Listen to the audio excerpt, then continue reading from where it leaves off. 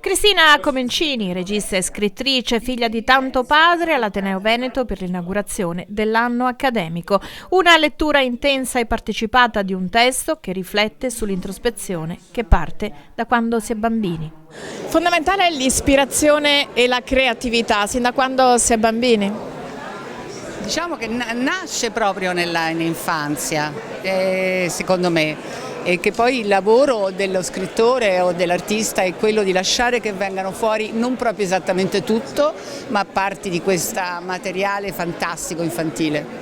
È importante, lei ha fatto cinema, teatro, scrive romanzi, è importante un po' scrivere per tutte quelle che sono le corde espressive della creatività, non specializzarsi.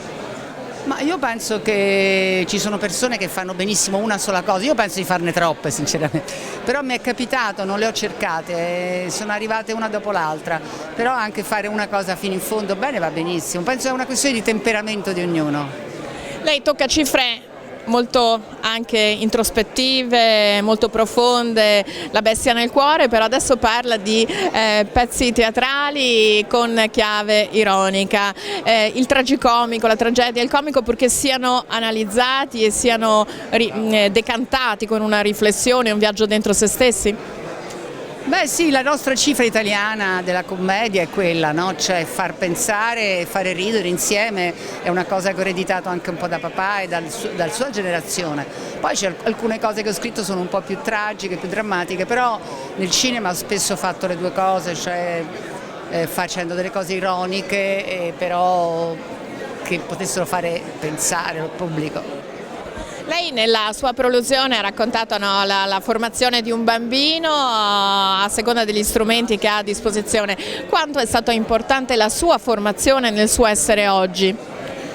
Ma è stata molto importante perché i miei genitori mi hanno lasciata libera, cioè io ero libera di stare in un giardino, non mi obbligavano a stare 100 ore a mangiare a pranzo, ero abbastanza libera. Poi ho avuto una scuola molto severa, forse le due cose hanno funzionato, nel senso che però ecco, diciamo, rivendico la libertà infantile, il fatto che potevo giocare, stavo fuori in giardino col cane, avevo questo mondo, diciamo, in cui non ero non scolastico ma di fantasia.